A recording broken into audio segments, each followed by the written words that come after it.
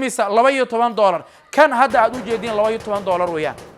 waxaan ka soo tagnay $8 $7 iyo bar bismillaah wasalaatu wasalaamu calaa rasuulillaah waxaa mahadle allihii na abuuray diin dhammaystiran noogu deeqay bilowga meeshaan noo suurtageliyey waxaa gabagaba ah wejigii koowaad oo aad u jeedaan maalinkii halkan aan imaanaynay iyo maanta waxa u dhaxeeyo farqi weyn baa u dhaxeeya isku mid maaha meeshaan markaan cadeyno oo aan dul istaagno agabka wax lagu dhiso midka ugu qaalisan baan gelinay oo jiingad markii la yiraahdaan ka hadlaynaa laameyeeriga hadduu bacweyne yahay kan ugu tayada badan ee magaalada muqdisho ayaan gelinay hadduu yahay bacyare midka ugu tayada qaalisan oo wax ka qaalisan ayna jirin aan gelinay kor iyo hoos waad u jeediin biidni illaahi tabaaraka wa tacaala dadka meeshaan shaqaalaha xoogooda ku shaqaysanaya ninka madaxda u ah wuxuu ugu yidhi axad baan gabagabaynaynaa ama isniin shanta ayaa ka diiday gabagabadu insha allahu tacaala biri oo talaada ay noqonaysaa biri wixii ka dambeeyo salaada casri kadib xilligan oo kale oo magaalada muqdisho salaada laga soo baxo ayaan furaha la wareegaynaa waxaan rabnaa marka dadkii wax ku darsaday intaan u mahad celin waxaan rabaa inaan u mahad celiyo oo aan ogeysiiyo dowrkii ay ku lahaayeen dadka beydka Sheekh Shantaay ku xiran waa nii mahad celinaya mar kale waan sii qaybinaya beydka Sheekh Shantaay dad gaaraya 100,000 ayaa ku xiran laakiin inta qadiyada madrasadan la garaysa oo inay yaani ummad Soomaaliyeed ay doonayso inay wax la baxdo gaarsiisay ayaan u mahad celinaya cidii ka qayb qaadatay ida taqaano ida is og Allahu rabbul alamin ba og cid kasta oo madrasadan dhismaheeda iyo maalinkan baahideeda soo bandhignay aan hakran ay ku xiran beejka Sheekh Shantaay ayaan u mahad celinaya ogaada dadka wax la baxayo idinka sabab u ah Allahu rabbul alamin ba qalbigooda sadaqada geliyay was-sadaqatul burhan sadaqadu waa xujo ruuxa wax bixinaya Allahu rabbul alamin bu qalbiga ku haya dad baa soo gurmaday waalidiintoodii wax ugu dareen dad xanuunsan baa wax ku darsaday waan u duceynaynaa biidni illaahi tabaaraka wa tacaala ducada ardaydana ilaahay baa u aqbalayo dad arday ah oo dhalinyaro ah ayaa nii ducey doono oo qur-aanka ilaahay ku hoolan barashadiisa iyo tarbiyadda islaamka kuwaa yaryarka annaga wax dembi ahaan isku ognahaye kuwaa naga hooseeya ee sibyaanka ayaa rabnaa inaan dhahno dadkii ha loo duceeyo way nii duceynayaan allah nii aqbalaya waxaa ii haray YouTube channelka Sheekh Shantaay maalmahan dhaanta tumiyowsiin dhaanto ma taqaaniin dhaanta ciyaarowsiin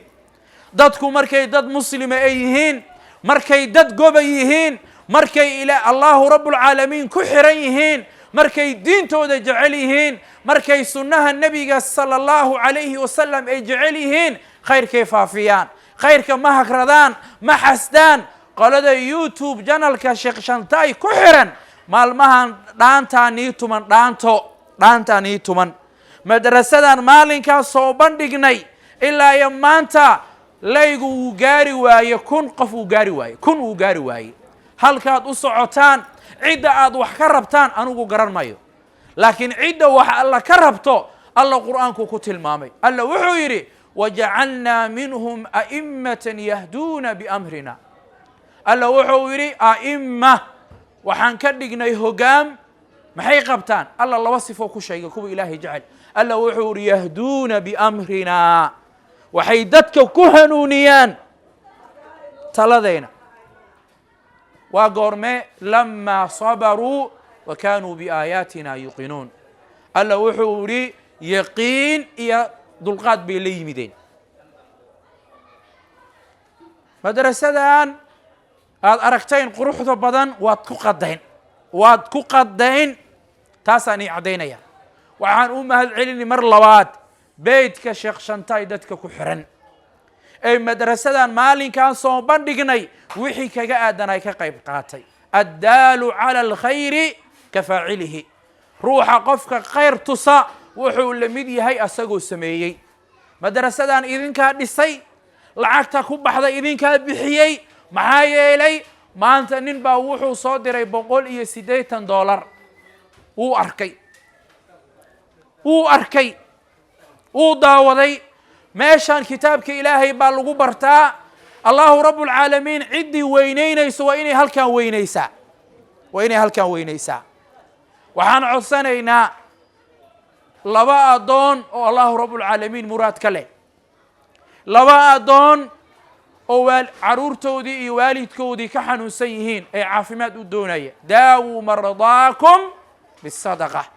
warkiina buka waxaad kula tacaashaan sadaqo waxaan rabnaa birito shaqadu waxay ku xayiran tahay ay u istaagi doontaa maaha lacagtii deynta $509 baan doonaynaa birito shaqadu ma qabsoomayso nimankan inay soo kalahaan ay 8 subaxnimo ay yimaadaan 2 saac lacagtaas bay ku xayiran tahay $509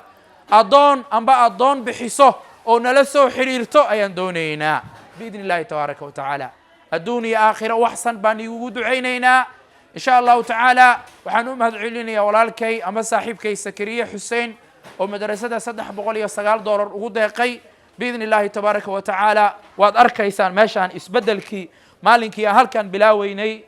iyo aan soo bandhigaynay madrasada iyo maanta farqiga u dhexeeyo halkaa waa albaabka xataa waan diidnay inaan laamiyeeri ka dhigno waxaan ka dhignay alwaax laamiyeeriga iyo alwaaxa qaalisan reer muqdishoa nooga markhaatiya soomaaliya nooga markhaatiya madrasadan markaan tagnay qandalada shay walba shaygow ka taya qaalisan yahay ayaan soo gadnay waxaan dhahnay kan waa imisa $7 kan waa imisa $8 kan waa imisa $12 kan hadda aad u jeediin $12 weeyaan waxaan ka soo tagnay $8 $7 iyo bar safiitadan waa la mid idane wadayaysiin haddii meeshan markaa la dhigo qashinka galabta la xaaqayaa birina waxaa la dhigaya insha allahu tacaala ciidiyaa lagu shubayaa iyo shamiidada markii la dhigane rajadaynu waxay tahay mutuleel qurux badan inaan dhigno markaan mutuleelka dhignana waxaan kaloo sii rabnaa roog inaan dhigno kan masjidka sheekh shantaa yaal ay noogu deeqday shukri cabdullaahi gabadhii walaashay ahayd ay muslimadda ahayd ee muxsinadda ahayd ay 8 bishii ramadaan noogu deeqday kaa ayaan rabnaa inaan dhigno waxaan rabnaa meesha qur'aanka lagu akrinaya yaa imaanaya malaa'igta imaanaysa malaa'igtu yay ka socdaan allahu rabbulcaalamiin bay ka socdaan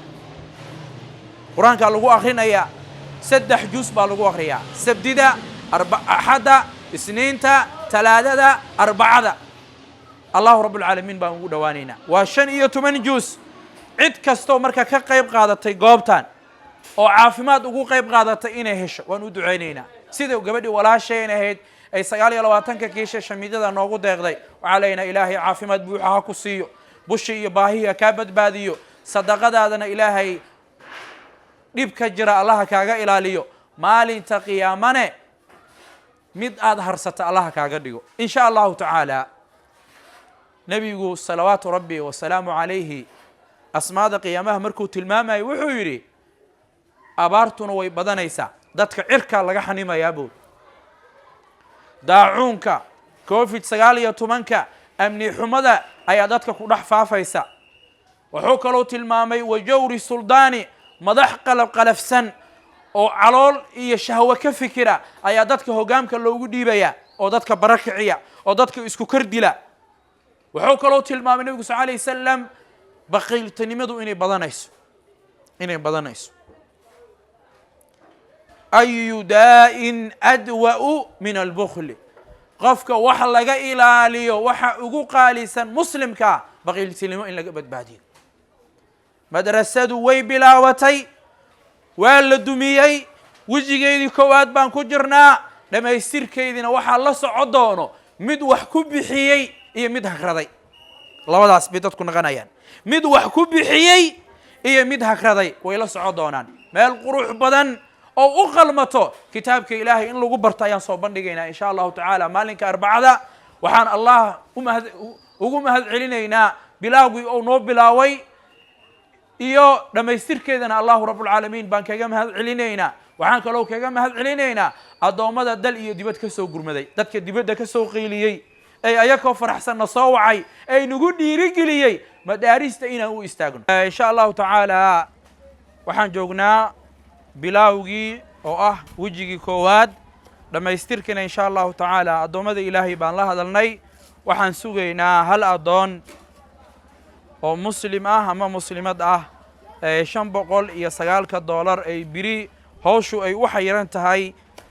soo dira aan allahu rabbulcaalamiin adduuniya aakhira waxsan allah ayaan u weydiinaynaa addoommadiisiyaan nahay dheefta allahu rabbulcaalamiin baa bixiya dhibkana ilaahay baa qaada meeshaan way dayacnayd kitaabka ilaahay baa lagu bartaa dad dan yaraana halkan u badan macallimka goobtan jooga ee macallin maxamuud caraay ardayda inta uu ii sheegay 29 arday buu lacag ka qaadaa inta kale wax lacag lagama qaado ulajeedku marka wuxuu yahay madrasadan dhamaystirkeeda inaan isku kaalmaysano insha allahu tacaala way bilaawatay waa meel kitaabka ilaahay lagu baranayo dad dhalinyara ayaana dhigta ardayduna waxaa loo baahan in kitaabka ilaahay lagu dhiirigeliyo allahu rabbulcaalamiin qur-aanku wuxuu ku leeyahay asagoo addoommadiisa la hadlaya aaminuu billaahi wa rasuulihi aaminuu rumeeya billaahi alla rumeeya wa rasuulihi rumeeya wa anfiquu bixiya mimaa kii wax ka mida jacalakum rabbi nigaga dhigay mustakhlafiina fiihi kuwa ka wakiila maalka wakiilaan ka nahay haddaan inta aruurino aan sadaqada ka bixi weyno ee aan qaraabada ka xiriiri weyno ee cumrada aan ka aadi weyno ee aan xajka ka aadi weyno ee madaarista aan ku dhisi weyno ama ninkaagaa xadaya ama wiilkaagaa xadaya hooyooyinka soomaaliyeed baan la hadlayaa madaarista waxa lagu darsado caruurta ducaha loo weydiiyo insha allahu tacaala waxaan u mahad celinayaa wiilasha wax iga duubo madrasadii way dhismatay